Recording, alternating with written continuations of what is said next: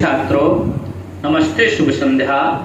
मैं देवेंद्र कुमार सिंह संस्कृत भारत पाठशाला में आपका स्वागत करता हूं। जो छात्र यूपी बोर्ड से हैं और कक्षा 12 में हैं, एक विषय के रूप में संस्कृत लिए हुए, उनके लिए आज रघुवंश महाकाव्यम का द्वितीय सर्ग का सारांश पढ़ेंगे।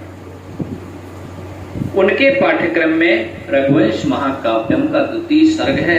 आज सारांश देखेंगे, कल से हम श्लोक पढ़ेंगे संदर्भ सहित व्याख्या, क्योंकि सारांश पढ़ने से बहुत सारे प्रश्न बन जाते हैं, कहानी पूरी दिमाग में बैठ जाती है। आइए सारांश जानते हैं। रघुवंश महाकाव्यम, जो कि कवि कुलगुरु महाकवि कालिदास द्वारा रचित है। इसमें 19 सर्ग हैं। हमारे पाठ्यक्रम में द्वितीय सर्ग।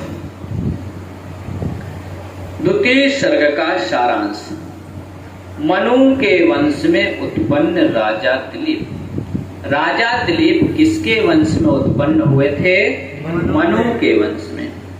कुलगुरु वशिष्ठ की आज्ञानुसार राजा दिलीप के कोई संतान नहीं थी। राजा दिलीप अपने गुरु वशिष्ठ के पास गए, आश्रम पर गए, अपनी पत्नी सुदक्षिणा के सहित। गुरु वशिष्ठ जी से बताया, गुरुदेव, मेरे कोई संतान नहीं है। वशिष्ठ जी ने कहा, राजा, मेरी समझ में तो आपके द्वारा कामधेनु गाय का जाने अनजाने में तिरस्कार हो गया है, अपमान हो गया है। उसी के वजह से अभी तक आपके कोई संतान नहीं। जैसे ही गुरुदेव ने इतना कहा, तैसे ही नंदिनी नामक गाय वहां से आ गई। गुरुदेव ने कहा, राजन, लगता है आपके कार्य की सिद्धि हो जाएगी, क्योंकि आप यदि नंदिनी की सेवा करेंगे, सौरभेयी की सेवा करेंगे, तो हो सकता है, मैं ये नहीं बताता कितने दिनों में फल की प्राप्ति हो जाएगी, लेकिन यदि आप नंदिनी की सेवा करेंगे तो हो सकता है आपको पुत्र रत्न की प्राप्ति हो जाए। तो राजा दिलीप ने गुरुदेव वशिष्ठ से कहा, मेरे कोई संतान नहीं है। तो गुरु वशिष्ठ की आज्ञानुसार संतान प्राप्ति की अभिलाषा से कामधेनु की पुत्री नंदिनी गाय की सेवा में लग गए। कौन लग गए? राजा दिलीप। कौन लग गए? राजा दिलीप। प्रातः काल होते ही जब रानी सुदक्षिणा नंदिनी गाय की पूजा कर चुकी थी, राजा दिलीप शाम को गए होंगे, रात्रि विश्राम किया होगा।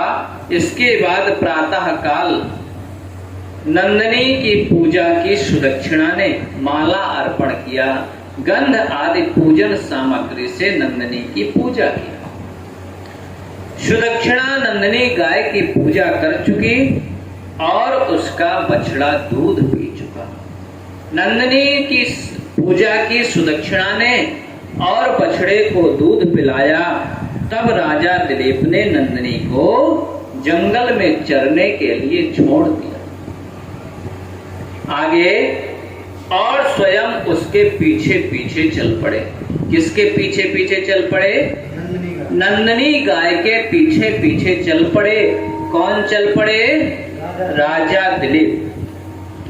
कुछ दूर तो रानी सुदक्षिणा उनके साथ गई, लेकिन रानी सुदक्षिणा को राजा दिलीप ने वापस कर दिया। कक्षा 11 में आप लोग पढ़े होंगे, एक श्लोक आता है, चौथा श्लोक, निवर्त राजा दैताम दयालु ताम सौरभेयीम सूर्यभीम यशोभी।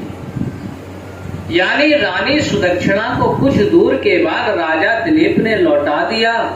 रानी, अब आप आश्रम की ओर जाइए। इसके बाद में कुछ अनुचर राजा के साथ में कुछ दूर तक गए, उनको भी राजा दिलीप ने वापस कर दिया। श्लोक पढ़े होंगे 11 में, निषेध शेषो अनुयायी वर्ग। सभी अनुयायी वर्गों को राजा दिलीप ने वापस कर दिया और उन्होंने कहा कि नंदिनी की सेवा मैं खुद करूंगा। कालिदास लिखते हैं स्ववीर गुप्ता ही मनोप्रसूत, क्योंकि राजा दिलीप को गाय की सेवा करना है। यदि साथ में सेवक वर्ग होते तो राजा दिलीप को आगे पढ़ेंगे कि चारा काट करके लाते हैं, गाय को खिलाते हैं, गाय की मक्खियां भगाते हैं, गाय खड़ी हो जाती है तो राजा दिलीप भी खड़े हो जाते हैं, गाय बैठ जाती है तो राजा दिलीप भी बैठ जाते हैं, गाय चलने लगती है तो राजा दिलीप भी चलने लगते हैं। यदि साथ में सेवक होते तो राजा दिलीप घास काटने पाते, वो काटने के लिए जाते, सेवक पहले काट कर ले आते, वो मक्खियां भगाते, सेवक भी भगाने लगते, तो यानी कि सेवा का फल राजा दिलीप को नहीं मिल पाता। इसीलिए राजा दिलीप ने अपनी रानी सुदक्षिणा को वापस कर दिया और अपने सभी अनुचरों को भी वापस कर दिया। सभी अनुचर साथ गए, पर बाद में राजा ने उन्हें लौटा दिया और स्वयं नंदिनी को स्वादिष्ट घास खिला करके, उसको खुजला करके, उस पर से मक्खियां उड़ा करके उसकी सेवा में लग गए। श्लोक आता है आस्वाद वदभि कवलय तृणा कंडूयने दंश निवारण, यानी स्वादिष्ट घास खिला करके, नंदिनी से मक्खियां उड़ा करके और उसको खुजला करके नंदिनी गाय की सेवा में लग गए। कौन लग गए? राजा दिलीप। किसकी सेवा में लग गए? नंदिनी गाय की सेवा में लग गए। नंदिनी किसकी पुत्री थी? कामधेनु की पुत्री थी। नंदिनी किसकी पुत्री थी? नंदिनी किसकी गाय थी? वशिष्ठ की गाय थी। और नंदिनी किसकी पुत्री थी? कामधेनु की पुत्री। इस प्रकार से बहुविकल्पी प्रश्न बनेंगे, आप लोग कर लेंगे।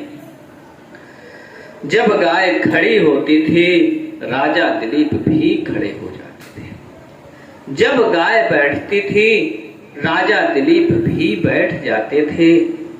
जब वह जल पीती थी राजा दिलीप भी जल पीने के इच्छुक हो जाते थे। इस प्रकार छाया की तरह गाय के पीछे पीछे राजा दिलीप चलते रहे। श्लोक पढ़ा होगा, स्थितः स्थिताम उच्चलितः प्रयाताम निषेध सीमासन बंध धीरः जलाभिलाषी जलमाददानाम छायेव ताम भूपति रन। छाया की तरह राजा दिलीप ने गाय की सेवा की। जिस प्रकार से हम प्रकाश में होते हैं, धूप में खड़े होते हैं, हम खड़े हो जाते हैं तो छाया भी खड़ी हो जाती है, हम बैठ जाते हैं तो छाया भी बैठ जाती है, हम पानी पीने लगते हैं तो छाया भी पानी पीने लगती है। यानी जो जो क्रियाएं हमारे द्वारा होती हैं छाया भी उसी क्रियाओं का अनुकरण करती है। तो महाकवि कालिदास कहते हैं कि राजा दिलीप ने गाय की कैसे सेवा की? छायेव ताम भूपति रण्य गच्छत्, छाया की तरह राजा दिलीप ने सेवा की। आगे, राजा को गाय की सेवा करते करते 21 दिन बीत गए। कितने दिन बीत गए? 21 दिन बीत गए। जब गाय ने राजा की परीक्षा लेनी चाहिए, 22वें दिन नंदिनी नामक गाय ने राजा की परीक्षा लेनी चाहिए कि मैं राजा की परीक्षा लूं, यह केवल दिखावा कर रहा है कि मन से मेरी सेवा कर रहा है। तो उसने परीक्षा लेनी चाहिए, देखूं ये केवल स्वार्थ भाव से मेरी सेवा करते हैं या सच्चे भाव से मेरी सेवा करते हैं। ऐसा विचार करके वह 22वें दिन जंगल में चलते चलते हिमालय की एक गुफा में घुस गई। कौन घुस गए? नंदिनी गाय हिमालय की गुफा में घुस गए कि राजा केवल पुत्र प्राप्ति के लिए दिखावा कर रहा है या मुझ पर अनन्य प्रेम है, मेरा भक्त है, मेरी अच्छे मन से सेवा कर रहा है। यह गाय ने परीक्षा लेनी चाहिए। उसके घुसते ही उस पर एक सिंह टूट पड़ा। जैसे ही नंदिनी गाय गुफा में प्रवेश की, तैसे ही एक सिंह ने गाय पर आक्रमण कर दिया। गाय पर आक्रमण कर दिया। राजा ने उसकी जान बचाने के लिए जो ही तरकस से बाण निकालना चाहा, राजा ने सोचा मैं सिंह को मार डालूं, सिंह का बाण के द्वारा वध कर दूं, गाय को बचा लूं। तो जैसे ही बचाने के लिए बाण तरकस से बाण निकालना चाहा, त्यों ही उनकी अंगुलियां बाणों में चिपक गईं। किसकी अंगुलियां बाणों में चिपक गईं? राजा दिलीप की। गाय पर किसने आक्रमण कर दिया? सिंह ने आक्रमण कर दिया। तब सिंह ने मनुष्य की बोली में कहा, जब राजा दिलीप की अंगुलियां बाणों पर चिपक गईं, बहुत प्रयास राजा दिलीप ने किया लेकिन उनकी अंगुलियां नहीं छूटी। तब सिंह ने राजा दिलीप से कहा, हे राजन, मैं कुंभोदर नाम का शंकर का सेवक हूं। मैं शंकर का सेवक हूं और मेरा नाम कुंभोदर है। इस सामने वाले देवदारू वृक्ष को देख रहे हो? जो ये गुफा के सामने देवदारू वृक्ष है, इस देवदारू वृक्ष को राजन देख रहे हो? यह पार्वती जी ने लगाकर बड़ा किया है। एक बार एक हाथी ने इसकी छाल को रगड़ दिया था। एक बार एक मतवाले हाथी ने खुजली मिटाने के लिए इस देवदारू वृक्ष को रगड़ दिया था, जिससे इस देवदारू वृक्ष की छाल हट गई थी, छाल रगड़ गए थे। इस पर पार्वती जी को बड़ा दुख हुआ था। इस पर पार्वती जी बहुत नाराज हुई, बहुत दुख हुआ। अतः शंकर जी ने मुझे इसकी रखवाली करने के लिए नियुक्त किया है।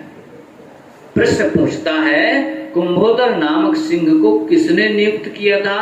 भगवान शंकर ने नियुक्त किया था। किसकी रखवाली के लिए? देवदारू वृक्ष की रखवाली के लिए। देवदारू वृक्ष को किसने लगाकर बड़ा किया था? पार्वती जी ने बड़ा किया था। यह सब कौन कह रहा है? कुंभोदर नामक सिंह कह रहा है। किससे कह रहा है? राजा दिलीप से कह रहा है। आगे और कहा, जो भी जानवर यहाँ आवे, जो भी जानवर इस गुफा पर आवे, उसे तुम मार कर खा जाओ। लेकिन तुम इसे मारकर खा जाओ, यह शंकर जी ने कहा था, इसलिए तुम मुझे मारने की कोशिश मत करो। कुंभोदर नामक सिंह बोला, ऐ राजन, आपका सब प्रयास व्यर्थ जाएगा। आप मुझे मारने की कोशिश मत करो। आप मुझे मारने की कोशिश मत करो, तुम्हारा प्रयत्न व्यर्थ जाएगा। राजा ने कहा, तुम अपनी भूख मिटाने के लिए मुझे खा डालो। यदि तुम्हें भगवान शंकर ने यही कहा था कि जो जानवर यहाँ पर आवे उसको खाकर के तुम अपनी भूख मिटा लेना, हे सिंह, मैं तुमसे कह रहा हूं, इस गाय को छोड़ दो, मुझे खा लो, क्योंकि ये हमारे गुरु की गाय है। राजा ने कहा कि भूख मिटाने के लिए मुझे खा लो, लेकिन इस गाय को छोड़ दो। सिंह ने कहा, राजन, तुम बड़े मूर्ख मालूम होते हो, क्योंकि एक छोटी सी गाय के लिए अपने प्राण कहाँ है। हे राजन, तुम मुझे बेवकूफ जान पड़ते हो, तुम मुझे मूर्ख जान पड़ते हो, जो इस छोटी सी वस्तु के लिए, छोटी सी गाय के लिए अपने प्राण गंवाने के लिए तत्पर हो। गुरु की यह गाय है, गुरु को हजारों गाय दान दे देना, गुरु संतुष्ट हो जाएंगे। आगे श्लोक पढ़ेंगे। सिंह कहता, विचार मूढ़ा प्रतिभास में मना, तुम मुझे विचार करने में मूर्ख जान पड़ते। एक छोटी सी गाय के लिए अपने प्राण गंवा रहे हो, अपना सारा राज्य चौपट करना चाहते हो। आप अयोध्या के चक्रवर्ती सम्राट हैं, आप पूरा अयोध्या का राज्य चौपट करना चाहते हो। आप नहीं रहेंगे तो सारी अयोध्या अनाथ हो जाएगी, और यदि आप जीवित रहेंगे तो इसी प्रकार से जीवधारियों की रक्षा करते रहेंगे। लेकिन राजा ने एक ना सुनी। राजा अपने बात पर अडिग रहा, इस गाय को छोड़ दो, मुझे खा लो। आगे सिंह राजा को खाने के लिए तैयार हो गया। सिंह ने कहा, ठीक है राजन, मैं तुम्हें ही खा लेता हूं। तो राजा दिलीप ने अपने आप को सिंह को समर्पित कर दिया। सिंह राजा को खाने के लिए तैयार हो गया और राजा की उंगलियां छूट गई। जैसे ही सिंह राजा को खाने के लिए तैयार हुआ तो जो राजा दिलीप की अंगुलियां बाण पर चिपकी हुई थीं, वह छूट गईं। जो ही वे सिंह के सामने अपने को समर्पण करने के लिए गिरे, त्यों ही देवताओं ने उनके ऊपर फूलों की वर्षा की। किसके ऊपर फूलों की वर्षा की? राजा दिलीप के ऊपर देवताओं ने फूलों की वर्षा की और उनको मधुर वचन सुनाई पड़े। किसको मधुर वचन सुनाई पड़े? राजा दिलीप को। उठो बेटा, मैं तुमसे प्रसन्न हूं, वर मांगो। यह शब्द सुनाई पड़े, उठो बेटा, मैं तुमसे प्रसन्न हूं, वर मांगो। राजा ने सिर उठाकर देखा तो सिंह गायब था। राजा ने ऊपर सिर उठाकर देखा तो वहां कोई सिंह नहीं था, सिंह गायब था। तब नंदिनी ने मनुष्य की बोली में कहा, हे राजन, मैं तुम्हारी केवल परीक्षा ले रही थी, यहाँ पर कोई सिंह नहीं। गुरु के प्रभाव से मेरा कोई बाल बांका नहीं कर सकता। मैं केवल तुम्हारी परीक्षा ले रही थी और अब मैं तुमसे प्रसन्न हूं। तुम मनचाहा वरदान मांगो, जो तुम्हारी इच्छा करे वह तुम मनचाहा वरदान मांग लो। राजा ने कहा, मेरे पास मेरे ऐसा पुत्र हो जो मेरे वंश को चलाने वाला हो। नंदिनी ने कहा, तुम्हारी मना कामना पूरी होगी। राजा उसे लेकर आश्रम में चले आए। वशिष्ठ जी ने गौ सेवा का व्रत पूरा हुआ जानकर राजा व रानी को आशीर्वाद दिया और इसके बाद अयोध्या के लिए विदा किया। इस प्रकार से यह द्वितीय सर्ग का सारांश था, जो आपको पढ़ना चाहिए। कभी कभी पूछ लेता है 4 नंबर का रघुवंश महाकाव्यम के द्वितीय सर्ग का सारांश। 2 बहुविकल्पी प्रश्न पूछे जाते हैं 2 नंबर के। गाय किसकी थी? वशिष्ठ की थी। गाय की सेवा किसने की? राजा दिलीप ने की। गाय का नाम क्या था? नंदिनी था। राजा दिलीप की पत्नी का नाम क्या था? सुदक्षिणा था। गाय पर किसने आक्रमण कर दिया? सिंह ने आक्रमण कर दिया। उस सिंह का नाम क्या था? कुंभोदर नाम था। कुंभोदर किसका शिष्य था? भगवान शंकर का शिष्य था। कुंभोदर को किस लिए नियुक्त किया गया था? देवदारू वृक्ष की रखवाली के नियुक्त किया गया था। देवदारू वृक्ष को किसने लगाकर बड़ा किया था? पार्वती जी ने बड़ा किया था। इस प्रकार के बहुविकल्पी प्रश्न पूछेंगे। आप इस कक्षा को पढ़ेंगे, इससे यह सारे प्रश्न बन जाएंगे। बस आज यहीं तक। अगले जो कल से श्लोक पढ़ेंगे हम लोग संदर्भ सहित व्याख्या। बस नमस्कार।